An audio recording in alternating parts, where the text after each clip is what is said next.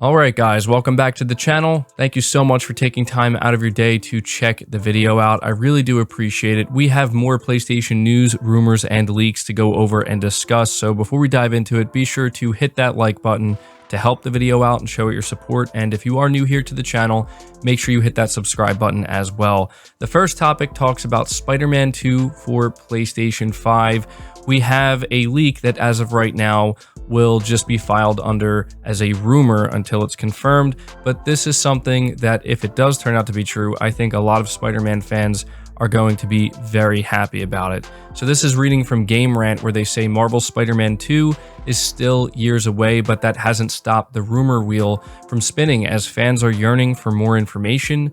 One of the latest rumors suggests that all of the regular suits in Marvel's Spider-Man 2 will also have symbiote variants, as Venom is being set up as one of the game's leading villains. The symbiote suit is one of Spider-Man's all-time most recognizable looks, as it comes from one of its most iconic stories as well. There are many variations of the story, but essentially, Venom is a parasitic alien known as a symbiote who comes to Earth and becomes infatuated with Spider-Man's strength and abilities, latching onto him, making him more powerful, and giving him the sleek black symbiote suit. In the reveal trailer for Marvel's Spider-Man 2, Venom was confirmed as one of the game's villains, making it pretty likely for fans that they will see the symbiote suit appear in some capacity. In Insomniac Games' first Spider-Man title, suits were not just cosmetic changes, but also gave players different abilities. It continues by saying a new rumor proposes that there won't just be one symbiote suit in Marvel's Spider-Man 2, but symbiote variants of all the game's costumes. The rumor comes courtesy of Elijah Boxhill, writer and admin for Fandom Wire, who writes on Twitter, quote, "Hearing there will be a symbiote variant for every suit in Spider-Man 2, unquote." Naturally, there have been many ideas floating around the Spider-Man community of how Insomniac Games should implement the symbiote suit, even before the game's formal announcement. One fan wants to see an evolving symbiote suit in Marvel's Spider-Man 2 that changes as Venom's bond with and control over Peter Parker increases as it does in the spectacular Spider-Man animated show. Considering the narrative focus of the first game and Marvel's Spider-Man Miles Morales, it would make sense to have a symbiote suit that progressively becomes more prominent than just totally consuming Peter right out of the gate. The idea of there being multiple symbiote suits in Marvel's Spider-Man 2 isn't exactly a new one, but this is the first time that a rumor of its existence has floated around. Most players would agree that Insomniac Games has handled alternate costumes very well so far in the series, really emphasizing player expression and being the Spider-Man they want to be. So yeah, I wanted to be sure to cover this for you guys, and I thought that this article was very well written and definitely gave you an idea of why exactly Insomniac Games would want to do this. Not only would it provide a great variety, which is something that I think they already did a great job with in the first Spider-Man, but the idea of, progressively becoming more consumed as the story goes on and therefore unlocking new abilities, unlocking more powerful suits, I think it just makes sense. And so when it comes to the source here, apparently this individual, Elijah Boxhill, is a reliable source and they have gotten things correct in the past, but we are obviously going to have to take this with a grain of salt, and we're going to have to wait to see if this comes true, but it would make a lot of sense. Like, this actually does sound plausible, and it does sound like something that I could see Insomniac Games implementing into Spider-Man 2. But at this point, I want you to leave your thoughts down in the comments below and let me know if this is something that you would actually want to see from Spider-Man 2.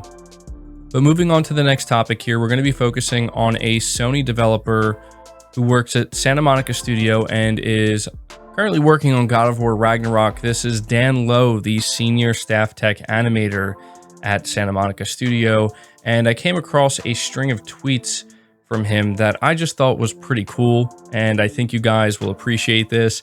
He's essentially reacting to the Slither Fang enemy type from Horizon Forbidden West, and he is not only very impressed, but genuinely curious as to how Guerrilla Games pulled this off. So I'm going to read you what he says here. This is him reacting to Game Informer, where they say, check out an exclusive look at Horizon Forbidden West's mighty Slitherfang, which is the big snake-like enemy or machine that we've been focusing on recently. And he says, super curious to find out how they did this technically. Consider that under the hood, most game characters are a vertical capsule / cylinder that occupies a single position in world space, paths on nav mesh, collides with the world, etc. And he goes on here to talk about, you know, how he believes Guerrilla Games may have pulled this off. But either way, he's clearly very interested and impressed, you know, with what Guerrilla Games did here. I think most of us are, but it just kind of makes you have a greater appreciation for what Guerrilla is doing when you see developers reacting to it, let alone, you know, a Sony dev who's working at Santa Monica. And somebody did mention to him, you know, can't you just like call them up and ask them how they did this? And he said, of course we can do that. You know, we're PlayStation Studios. They obviously can communicate with one another, but he said that he respects how valuable the time is over there at Guerrilla Games and how they need to spend every moment of development time focused on getting the game where it needs to be, and he doesn't want to distract from that. So I think that's a really cool thing. And one other aspect to this I do want to mention is we also have Peter Blackburn. He is the principal software engineer and gameplay lead over at the Coalition, so a Microsoft studio that is known for Gears of War.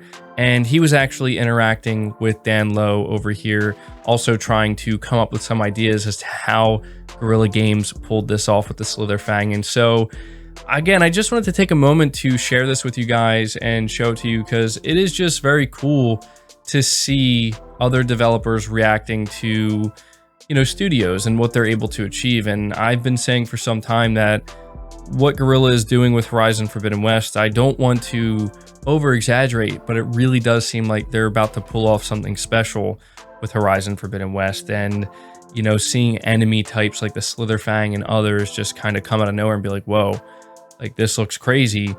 Now we're even seeing, you know, AAA developers kind of being like, yeah, this is pretty impressive. This is pretty crazy. So again, just wanted to take a moment to let you guys know about that. But we are moving on to the final topic of the video here, which talks about Star Wars Eclipse. Now, this was the new Star Wars game that was announced during the Game Awards. Quantic Dream is developing it, and unfortunately, we have a not so great report here, but I do want to be sure to keep you guys up to date with this, because I know a lot of you are fans of Quantic Dream, and I'm sure many of you are going to be looking forward to this, but we do have to go over this information. So this comes from PlayStation Lifestyle, where they say Quantic Dream's upcoming action-adventure multiplayer title, Star Wars Eclipse, is reportedly facing development troubles just weeks after its initial reveal at the Game Awards 2021. Some of the main issues reportedly revolve around hiring difficulties surrounding recent allegations of harassment at Quantic Dream. The studio is also allegedly struggling to implement the multiplayer aspect of the game, as the game's engine is not designed for large numbers of players or NPCs. The information comes from prominent industry insider Tom Henderson, who previously reported that Star Wars Eclipse would not release for 4 more years at a minimum. According to Henderson, Star Wars Eclipse originally started as Project Karma, which Sony rejected in favor of Detroit Become Human. Quantic Dream later pitched a similar interplanetary adventure game to Lucasfilm using the same assets. Lucasfilm and Disney eventually decided to take up Quantic Dream on the offer, but apparently hasn't gone so smoothly. Star Wars Eclipse is reportedly already 18 months in development, but currently has no playable version. That isn't exactly a death sentence, of course, but with recent allegations of harassment and workplace abuse at the Paris-based studio, Quantic Dream is apparently struggling to find staff to work on the project. The allegations also threw a wrench into the studio's plans of selling itself to prospective buyers, something that was supposed to provide Quantic Dream with the resources to further develop its internal engine. So that's quite a bit of not so great information to be hearing about Quantic Dream and Star Wars Eclipse, but I do believe it. You know, again, this is coming from Tom Henderson. He is always on the money when it comes to this type of stuff, and he's certainly a reliable source, and all of this does sound believable, right? I mean, we do have to understand that for as exciting as Star Wars Eclipse sounds, it was just a, you know, CGI trailer, and we have no clue what the actual game is going to be like. I think that Many of us were just surprised to find out Quantic Dream was working on a action-adventure multiplayer Star Wars game.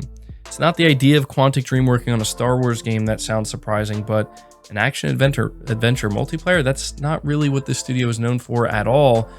But then you hear that they're having struggles, you know, they're struggling to make this game work with their engine.